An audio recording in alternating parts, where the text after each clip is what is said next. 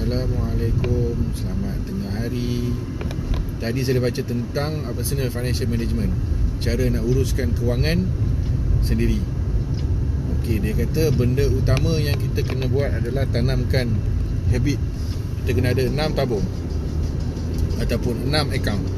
Sebab konsep dia kat sini, kita kena specializekan duit kita untuk buat kerja dia. Kita ibarat kalau kat tempat kerja ada orang kerja bahagian pemasaran, ada orang kerja bahagian customer service, ada orang kerja bahagian account, ada orang kerja bahagian admin. So duit pun macam tu juga dia cakap. So kita kena bahagikan ataupun kita kena letakkan duit-duit kita ni, dia punya ada tugas spesifik dia lah. So macam mana kita nak bagi dia tugas-tugas spesifik ni? Dengan cara kita letakkan dia dekat department dia masing-masing. Senang cakap department lah. Okay? So kita kena ada 6 department. Department yang pertama, financial freedom. Financial freedom ni tabung apa? Tabung untuk diri you sendiri. Remember, orang kaya-kaya ataupun Robert Kiyosaki pun pernah cakap, in anything, your business ke apa ke, the first person you need to pay is yourself. So konsep dia sekarang ni, pay yourself first. So pay yourself first, masuk dalam tabung financial freedom. So dia allocatekan dalam 10%, masuk dalam financial freedom. So, duit financial freedom ni guna untuk apa? Okay, duit financial freedom ni dia guna untuk masa depan you. Okay, dia punya idea, dia punya konsep sangat menarik. It is time for you to create a legacy for your generation. So maksud dia apa? Dia kata kita nak kena create kita punya legacy ataupun duit untuk keturunan-keturunan seterusnya lah. So macam mana kita nak buat benda tu? Simple. Dia kata 10% financial freedom punya account ni, duit tu you jangan sentuh langsung dekat dalam account ataupun dekat tempat yang investment yang boleh memberikan dividen ataupun pulangan. Tengoklah ASB ke, tabung haji ke, ataupun masuk dalam macam public mutual ke, unit trust ke, ataupun apa-apa benda yang boleh memberikan pulangan tanpa menjejaskan you punya modal ataupun you punya capital ataupun you punya duit dalam financial freedom account. Faham? Financial freedom account tu, duit tu jangan sentuh.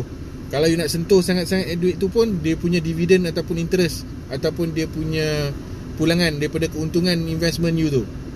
Okay, tu yang pertama, financial freedom. Masuk situ duit tak ada keluar lah. Okay. Tabung yang kedua, long term saving for spending. So simpanan jangka panjang untuk digunakan. Okay, dia punya keyword dia tu untuk digunakan. Kita hidup ni, kita nak benda-benda yang best-best juga kan. Macam nak rumah besar, nak rumah ke, nak beli kereta ke apa kan. So of course kita akan ada duit simpan, duit deposit rumah, nak simpan duit deposit kereta, untuk education anak-anak you. Okay, this is what you call as long term saving for spending. So maksudnya duit tu you simpan untuk jangka masa panjang tapi akan digunakan. Ada multiple sebab untuk you simpan duit dalam tabung. Yang ketiga is department yang ketiga ni, necessity punya account. Necessity ni apa? Benda-benda keperluan, bukan benda-benda kehendak. Keperluan bukan kehendak. So dekat sini dia allocatekan 55%, 55%. So 55% ni termasuklah you punya makan, minum, utilities, you punya personal loan 55%. And dekat sini nak cakap juga, bila kita mula-mula nak buat benda ni, sometimes kita punya komitmen lebih daripada 55%, mungkin 60%, mungkin 70%, mungkin 80%. Not a problem. Yang penting you start. Belajar, tanamkan sifat ataupun tabiat baru ni. Pecahkan you punya duit kepada 6 account, 6 department tu. So let's say kalau buat masa sekarang ni, you punya perbelanjaan bulanan you lebih daripada 55%. Okay, tak apa, you allocate sebanyak yang boleh kat situ. And then balance tu you kena pecahkan kepada 5 account. Yang keempat adalah education punya department. Education ni untuk apa? Untuk diri you sendiri, bukan untuk anak you, bukan untuk orang lain, untuk diri you sendiri. So untuk progress, untuk menjadi orang yang berjaya, untuk menjadi orang yang cemerlang, gemilang dan terbilang ni, you kena ada ilmu. Untuk ada ilmu you kena belajar lah. Okay. So education fund ni tak semestinya formal punya learning. It can be informal punya learning juga. Contohnya you gunakan fund tu untuk beli buku, untuk melanggankan diri you dalam kursus-kursus yang you rasa penting untuk hidup you. Contoh kursus personal growth, personal development, kursus tentang how to be a good leader, kursus tentang pengurusan anak-anak. Macam itulah education untuk diri you sendiri. So dekat department ni pun dia kata 10%. Yang kelima adalah tabung main-main. Department main-main. Kita ni tak kira lah kita kecil ke, dah besar ke, dah tua ke, dalam diri kita tetap ada, kita panggil inner child. Ada kanak-kanak kat dalam diri kita ni. So kita kena layan kanak-kanak tu kat dalam diri kita ni juga.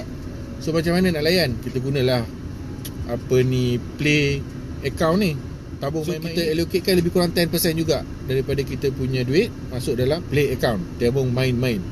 So tabung main-main ni, dia punya syarat utama, you mesti kena habiskan, kena kosong, tak boleh ada baki. Kalau kalau kata nak simpan untuk benda-benda mungkin je nak pergi travel ataupun nak beli barang yang mahal, maksimum simpan 3 bulan. So mesti kena spend. Ni tabung wajib guna. Contohnya, dia bagi example, kalau sebelum ni you nak makan, pergi ke restoran, you akan tengok restoran yang murah-murah, yang you boleh afford. So menggunakan duit daripada play account ni, contohnya you pergi ke restoran yang mahal, yang you rasa you takkan pergi pun. So gunakan duit ni untuk bayar dekat restoran tu sekali-sekala, sebulan sekali. Ataupun mungkin you nak beli baju. So instead of beli baju RM10, 20 pasang, mungkin convert sikit you punya mindset, gunakan play account ni, beli satu helai baju harga RM200. Kan? So bila you pakai baju RM200 tu, you akan rasa lain tau. Keyakinan diri pun akan naik. Last sekali tabung adalah tabung untuk charity, untuk donation, untuk kita wakafkan. So kita boleh allocatekan 5 to 10% dekat sini. And of course, dalam Islam pun dah cakap, dalam rezeki kita ada rezeki orang lain. Yang tu yang zakat, yang tu yang wajib lah. Okay? Yang fardu kifayah ni adalah sedekah. Okay? Kita kena belajar banyak bersedekah. Allah pun pernah ada cakap kat dalam Al-Quran, Nabi pun pernah sebut, orang yang bersedekah, orang yang memberi ni, Allah janji dia takkan miskin. Okay? You bagi banyak, Allah akan bagi balik lagi banyak kat you. Semua rezeki akan datang balik kat you. Yang kedua, you akan rasa happy. Okay? Yang ketiga, you akan tanamkan rasa bersyukur, rasa gratitude dalam diri you sendiri. Ini yang saya cakap awal-awal tadi, nombor ataupun percentage ni tak tetap. Bukannya sesuatu yang sudah termaktub di Lauh Mahfuz. Tak. You boleh ubah ikut you punya keadaan. So mungkin 5%, 10%, 8%, you pandai-pandai ajar sendirilah. Yang penting duit you kena pecah kepada 6. Sebab apa? Every department will have its own specific job to do. So bila duit-duit you ni ada tugas-tugas yang spesifik, you pun akan lebih teratur dalam hidup you. Percayalah, cuba buat.